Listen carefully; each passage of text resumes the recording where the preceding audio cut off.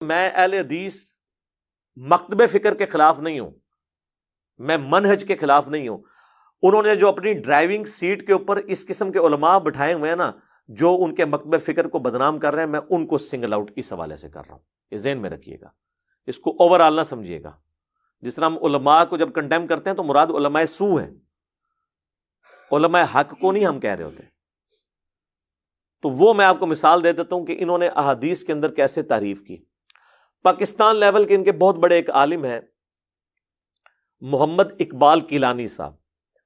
ان کی کئی ایک کتابیں مارکیٹ کے اندر آ چکی ہیں، حدیث پبلیکیشنز کے تھرو شائع ہوئی ہیں. یہ ان کی کتاب ہے میرے پاس جی، فضائل قرآن. اس کا نمبر جو ہے نا جی وہ 21 نمبر ہے بک کا. ان سے بڑا کوئی رائٹر نہیں ہے پاکستان میں ان کے پاس جس نے بنیادی ٹاپکس کے اوپر بڑی اچھی کتابیں لکھی ہیں، اور پوری ایک تفصیل ہے. توحید کے مسائل، طہارت کے مسائل، جنازے کے مسائل، دعا کے مسائل، روزوں کے مسائل، طلاق کے مسائل، جہنم کا بیان، قبر کا بیان. اسی میں سے ایک فضائل قرآن بھی ہے. یہ آلموسٹ 260 پیجز کے اوپر ہے یہ بک. اس کے اندر انہوں نے صحیح مسلم کی ایک حدیث کی مانوی تحریف کر دی. اور میں تعریف اس لیے کہہ رہا ہوں کہ یہ پوائنٹ آؤٹ کرنے کے باوجود ان لوگوں نے اس کو نہیں ہٹایا. یہ ہمیں تو کہتے ہیں نا جناب کہ جی ان کے اندر فلاں کا بغض ہے اور فلاں کا بغض ہے، اور خود ان کا بغض ریٹن فارم میں نظر آ رہا ہے، حدیثوں کو آدھا کر کے لکھنا. یہ جناب اس میں جو پیج نمبر ہے اس کا 110، انشاءاللہ ہم اس کو اٹیچ بھی کر دیں گے، اس میں جے پی جی ایڈ کر دیں گے. اس میں انہوں نے نا مسئلہ نمبر 32 کے تحت نا غدیر خم کی حدیث لکھی ہے. غدیر خم کا نام ہی نہیں ان کو ہضم ہوتا، غدیر خم کا لفظ کوئی نہیں اس میں. حدیث لکھی ہے کہ حضرت زید ابن ارقم کہتے ہیں کہ رسول اللہ نے فرمایا، آگاہ رہو، میں تمہارے درمیان 2 اہم چیزیں چھوڑے جا رہا ہوں. ان میں سے ایک اللہ کی کتاب ہے جو کہ اللہ کی رسی ہے، جو اس کی پیروی کرے گا ہدایت پر ہوگا، جو اسے چھوڑ دے گا گمراہ ہو جائے گا. اسے مسلم نے روایت کیا. تو مسلم یہاں جا کے بھول گیا تھا دوسرا حصہ. اگلا الفاظ تھے، دوسری بھاری چیز میرے اہل بیت ہیں، میں اپنے اہل بیت کے معاملے میں تمہیں اللہ کا خوف دلاتا ہوں، میں اپنے اہل بیت کے معاملے میں تمہیں اللہ کا خوف دلاتا ہوں، میں اپنے اہل بیت کے معاملے میں تمہیں اللہ کا خوف دلاتا ہوں. یار یہ 1.5 لائن لکھنے سے یہ 260 صفحوں کی کتاب میں کوئی فرق پڑنا تھا؟ یہ بدنیتی بے مبنی ہے. اس کی وجہ یہ ہے، اس سے اگلی حدیث انہوں نے لی جو المستدرک الحاکم کے اندر ہے، الموطا امام مالک میں بھی ہے، کہ حضرت ابو ہریرہ کہتے ہیں رسول اللہ نے فرمایا، میں تمہارے درمیان 2 ایسی چیزیں چھوڑے جا رہا ہوں. یہ حجۃ الوداع کا خطبہ ہے، وہ غدیر کا خطبہ تھا. ان پر عمل کرو گے تو کبھی گمراہ نہیں ہوگے، ایک اللہ کی کتاب اور دوسری میری سنت. یہاں بھی تم سنت کو چھوڑ دیتے نا. وہ کہتے ہیں نہیں جی ان کے نا دفاع میں لوگ آئے، وہ کہتے ہیں جی وہ چونکہ اس کا چیپٹر فضائل قرآن تھا نا، اس لیے قرآن پہ انہوں نے چھوڑ دیا. تو جناب یہ دوسری میں سنت کیوں لے کے آئے؟ ادھر بھی سنت کو چھوڑ دیتے، قرآن پہ ہی رک جاتے. یہ کرنے سے انہوں نے میسج یہ دیا کہ جو اوپر دوسری چیز ہے نا وہ بھی سنت ہی ہوگی. سمجھ آئی آپ کو چلاکی؟ اور میں ثابت کروں گا کہ اس چلاکی میں کامیاب ہوئے ہیں، کیونکہ ان کے یہ آگے ایک سٹوڈنٹ نے کتاب چھاپی ہے، اس نے سنت کا لفظ خود سے داخل کر دیا بریکٹ میں، آدھی حدیث لکھ کے. اچھا اب نیچے اس کی تخریج انہوں نے کی ہوئی ہے، کتاب فضائل صحابہ، یعنی چیپٹر کا نام فضائل صحابہ، باب من فضائل علی ابن ابی طالب، اور حدیث کا نمبر 6225، وہی جو 4 طرق ہیں، 6225 سے 6228 تک. فضائل علی تھا، علی کا تو نام ہی نہیں آیا اس میں. اور میسج کیا دیا؟ یہ ہے جناب غیر محسوس طریقے سے تحریف کرنا حدیث کے اندر. اچھا یہی سیم کام ان کے آگے آپ سمجھ لیں چھوٹے بچے بچونگڑے جو ہیں، عمران ایوب لاہوری، اس نے بھی اس طرح کی کئی کتابیں لکھی ہیں، روزوں کی کتاب، دعاؤں کی کتاب. اس نے فضائل قرآن لکھا، وہ چونکہ پورا چھاپا مارتا ہے اس کو، اس نے بھی لکھا، اور اس نے بھی سیم اسی ترتیب سے نا یہی والی 2 نمبری کی کہ آدھی حدیث لکھی، آگے وہ قرآن سنت والی پوری لکھ دی. یا تو وہ بھی آدھی لکھتے تو میں مان لیتا ان کا ایکسکیوز. اور اس کو تو میں نے آلموسٹ 2013-14 کی بات ہے، میں نے اسے فون کیا، میں نے کہا کہ یہ آپ نے جو کتاب میں لکھی ہے یہ حدیث پوری کیوں نہیں لکھی ہے؟ میں نے چیک کیا کہ اسے پتہ بھی ہے غدیر خم کا کہ نہیں. تو کہتا ہے جی وہ دوسری چیز بس مس ہوگی. میں نے کہا دوسری چیز ویسے ہے کیا؟ کہتا ہے جی وہی ہے نا، سنت ہی ہوگی نا. یہ استاذ العلماء کا حال ہے. اور میں نے کہا دوسری چیز اہل بیت ہے. تو نے بھی نیچے تخریج کی ہوئی ہے، فضائل علی لکھا ہوا ہے. تو تیرا دماغ نہیں کام کیا کہ فضائل علی اگر تخریج ہو رہی ہے کسی مسلم کی حدیث میں تو پہلی چیز قرآن ہے تو دوسری علی ہونا چاہیے نا. کیونکہ غدیر خم پہ حضور نے کہا تھا نا من کنت مولاہ فہذا علی مولاہ. تو یہ آپ نے اثرات دیکھے. 2 کتابوں میں تعریف دکھائی. اب تیسری تو تعریف اپنے عروج پہ ہے، جو یعنی انہوں نے جو وہ ایک خناس قسم کا بیج بویا تھا نا، اس کا رزلٹ اس کتاب کے اندر ہے. فضائل قرآن، شفیق الرحمان کاظم صاحب کی کتاب ہے یہ، اور دارالاندلس یہ ان کی پرنٹ ہوئی ہوئی ہے. اس میں انہوں نے کیا حرکت کی، یہ آپ فضائل قرآن لکھ رہے ہیں. اس پہ اگر آپ آ جائیں نا تو اس کے پیج نمبر 66 پہ انہوں نے پھر وہی زید ابن ارقم سے حدیث لی، اور آپ دیکھیں کیا لکھتے ہیں. زید ابن ارقم بیان کرتے ہیں رسول اللہ نے فرمایا صلی اللہ علیہ وآلہ وسلم، خبردار میں تمہارے پاس ثقلین 2 بھاری چیزیں چھوڑ کے جا رہا ہوں. اور بریکٹ میں لکھ دیا کتاب و سنت. وہ تھا کتاب اور اہل بیت. اس نے خود بریکٹ ڈال کے امیج، یعنی وہ جو اقبال کیلانی صاحب نے بیج بویا تھا نا، وہ ایک شجر خبیثہ بن گیا. اس کے یہ خبیث پھل بھی نکل آیا. چھوڑ کر جا رہا ہوں ان دونوں میں سے ایک اللہ کی کتاب ہے، وہ اس کی رسی ہے، اور جس نے اس کی تابعداری کی وہ ہدایت پر رہے گا، جس نے چھوڑ دیا وہ گمراہ ہو جائے گا اور عطا گہرائیوں میں گر جائے گا. بس دوسری چیز لکھی نہیں. اور اس نے بھی نیچے تخریج اب لکھی نا، تخریج کیا کرتا ہے کہ یہ حدیث کہاں سے لیے، وہ لکھتا ہے صحیح مسلم کتاب فضائل صحابہ باب فضائل علی. بکی دے مکھی ماری ہوئی ہے. میں جو کہتا ہوں نقال ہیں، کہتے تم نے آپ کو مفتیا، استاذ العلماء، شیخ الحدیث، حافظ اللہ، آیت اللہ، حجت اللہ. ٹھیک ہے نا جی. تو لعنت اللہ نہیں ہم کہتے ہیں، ہم جنرل کہہ دیتے ہیں کہ قرآن کے تحت لعنت اللہ علی الکاذبین، اور ویسے بولیں گے تو وہ حالت رفع میں لعنت اللہ علی الکاذبین، جھوٹوں پہ اللہ کی لعنت. اچھا اس نے بھی وہی حرکت کی. اس سے اگلی حدیث یہ پتہ کیا لے کے آیا کہ امام مالک روایت کرتے ہیں کہ رسول اللہ نے فرمایا میں تمہارے پاس 2 چیزیں چھوڑ کے جا رہا ہوں، تم ہرگز گمراہ نہیں ہو سکتے جب تک ان کو مضبوطی سے پکڑ لو گے، ایک اللہ کی کتاب اور دوسرے اس کے نبی کی سنت. یہاں وہ دوسری چیز لکھنی اس کو یاد رہی ہے.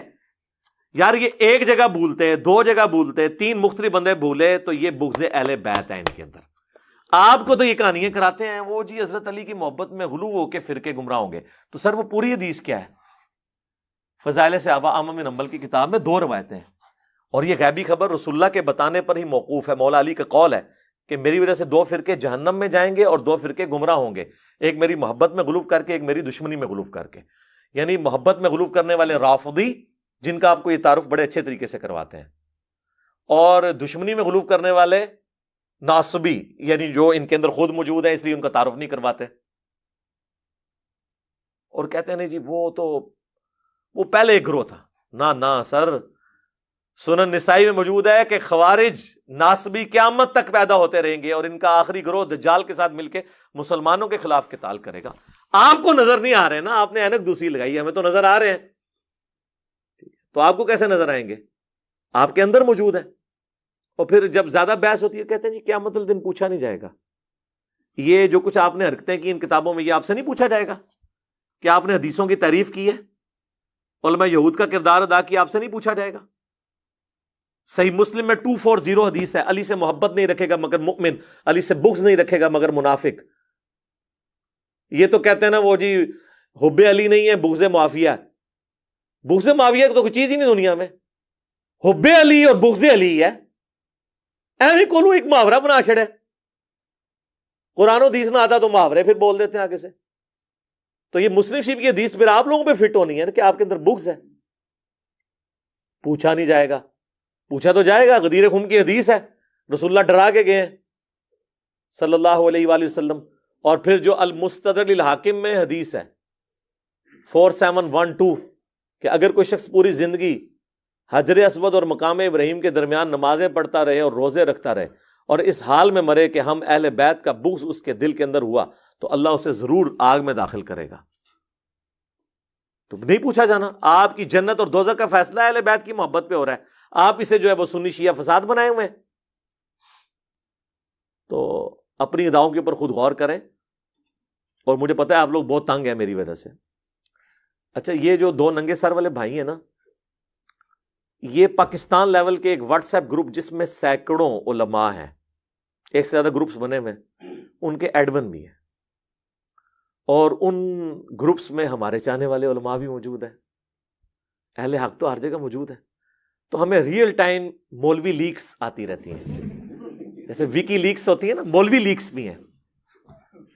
اور ان دو بھائیوں کی تو مولوی لیکس آتی رہتی ہیں آئے دن کہ یہ لوگ کتنے تنگ ہیں. انہوں نے باقاعدہ یعنی یہ رونا رویا ان واٹس ایپ گروپس کے اندر کہ علی نے ہماری عوام کو ہمارے خلاف کر دیا ہے. ہم علی کے بارے میں کوئی بات کرتے ہیں نا تو وہ ہمیں آگے سے پڑھ جاتے ہیں اور کہتے ہیں علی تو حدیثیں بیان کر رہا ہے اور تم نے ہمیں کہا تھا قرآن و حدیث کو ڈائریکٹ پکڑو. اگر ہم نے بزرگ اور مولویوں کو پکڑنا ہوتا تو اپنے فرقے چھوڑ کے تمہارے پیچھے آتے. تمہارے پاس تو بزرگ ہی بہت تھوڑے ہیں, ہم جن فرقوں سے ہیں ادھر تو تھوک کے حساب سے بزرگ ہیں. اتنے بزرگوں کی قربانی محمد رسول اللہ کی وجہ سے ہم نے دی تھی صلی اللہ علیہ وآلہ وسلم. اب ان کا دامن چھڑا کے تو اپنے بابوں کے پیچھے لگا رہے ہو.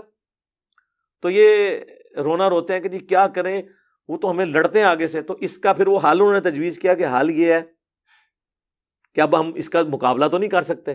تو دو حال انہوں نے تجویز کیے. ایک تو یہ ہے کہ اپنی عوام کو بتائیں کہ بھئی قرآن و حدیث میں سے ڈائریکٹ نہ لیں, جو سلف کا منہج ہو, اور سلف بھی وہ جو ان کے مطلب کی بات کریں اس کو لیں, چاہے وہ قرآن حدیث کے الٹ بھی ہو. تو سر پھر حنفی بھی ٹھیک کر رہے ہیں, امام حنیفہ سلف نہیں ہے. پہلے 300 سال میں تو آتے ہیں نا, 150 ہجری میں فوت ہوئے ہیں.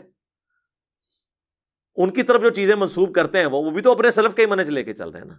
سلف کا منہج تو بعد میں آئے گا نا, اور سلف کا اگر منہج لینا ہے تو پہلے صحابہ کا منہج لیا جائے گا کہ صحابہ کیا سوچتے ہیں کسی حدیث کے بارے میں, صحابہ کرام اسے کیا رزلٹ نکالتے ہیں, صحابہ کرام اس حدیث سے کیا رزلٹ نکالتے تھے بخاری اور مسلم کی کہ عمار کو ایک باغی جماعت قتل کرے گی, عمار ان کو اللہ اور جنت کی طرف بلائے گا, وہ جماعت دوزخ کی طرف بلا رہی ہوگی. جس صحابی نے عمار کو قتل کیا نا وہ تو اس کا مفہوم خوب سمجھتا تھا. ابو الغادیہ صلح حدیبیہ کا صحابی, مسند احمد میں وہ رویا کرتا تھا کہ میرے اوپر یہ فٹ ہو گیا مسئلہ کہ عمار کا قاتل اور مال لوٹنے والا آگ میں ہے. یہ بھی حدیث ہے مسند احمد میں. ابن حجر اسقلانی نے تھوڑی سی سمجھداری کرنے کی کوشش کی اور کہا کہ نہیں, صلح حدیبیہ کا صحابی تھا, وہ اس کو فضیلت کور کر جائے گی. تو شیخ البانی نے سلسلہ حدیث صحیحہ میں ابن حجر کے اوپر رد کیا. انہوں نے کہا کہ جب فضیلت عام ہو اور اس کے اوپر کوئی تخصیص کرنے والی حدیث آ جائے, تو یہ قاعدہ ویسے ابن حجر کو بھی پتا تھا, ویسے انہوں نے آنکھیں بند کر لی, جب تخصیص آ جائے تو حکم عام اٹھ جاتا ہے. صلح حدیبیہ والے کو آگ نہیں چھوئے گی, یہ عام ہے, لیکن جب تخصیص آ گئی کہ عمار کا قاتل اور مال لوٹنے والا آگ میں ہے تو یہ تخصیص ہوگی, اب اس سے یہ فضیلت اٹھ گئی. یہ جنرل ہے, ان کو سب کچھ پتا ہے. تو شیخ البانی جو ہیں وہ محبت اہل بیت کے امام تھے. تو انہوں نے کہا ایک ٹوٹکا یہ ہے کہ نا آپ نا یہ کہا کریں علماء سے پوچھ کے, تو سر یہ آپ کا نہیں چلنا. ہاں, اس کے لیے پھر آپ کو اپنے فرقے کا نام کچھ اور رکھنا پڑنا ہے. اہل حدیث فرقے میں یہ کام نہیں چلے گا. اور اس لیے میں بار بار کہتا ہوں کہ میں روئے عرض پہ سب سے زیادہ محبت اہل حدیث کے مکتب فکر اور ان کی سوچ کے ساتھ, مسلک اہل حدیث نہیں, منہج اہل حدیث کے ساتھ رکھتا ہوں. سب سے پہلے ان کو بات سمجھ آتی ہے, اور پریکٹیکلی یہ حقیقت ہے کہ یہ مکتب فکر تو آلموسٹ وینش ہو گیا ہے, مجھے سمجھ آ رہی ہے بیچاروں کے نوع کا. تو دوسرا انہوں نے کہا کہ دوسرا حربہ یہ کہ اس کو نا گستاخ مشہور کرو, وہی جو ان کو لوگ گستاخ رسول کہتے تھے نا, تو آپ بھی اس کو گستاخ رسول, گستاخ صحابہ, یہ والا نا سودا بیچنا شروع کرو, اور خوب اس طرح کی نا چیزیں ہائی لائٹ کرو. تو اور چاہے آؤٹ آف کنٹیکسٹ کرتے رہو. بہرحال ایک تقاضا ہے کہ وہ میں پورا کر دوں, وہ ہے یہ ہمارا ریسرچ پیپر میرے بھائیوں, جو ان کے گلے کا کانٹا بنا ہوا ہے. واقعہ کربلا کا حقیقی پس منظر 72 صحیح الاسناد احادیث کی روشنی میں. 72 کا ٹائٹل میں نے شہدائے کربلا کی نسبت سے لیا, ورنہ 200 سے زیادہ احادیث ہیں اس کے اندر. اکثر بخاری اور مسلم سے ہیں, اور جو بخاری اور مسلم سے ہٹ کے احادیث ہیں ان پہ دور حاضر کے بڑے بڑے محدثین کی تحکیم ہے. شیخ البانی کی, شیخ زبیر علی زئی کی, شیخ شعیب ارناؤت کی رحمہم اللہ اجمعین.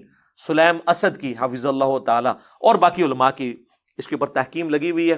کوئی ایک حدیث بھی ایسی نہیں اس میں جسے کسی نہ کسی محدث نے صحیح نہ کہا ہو.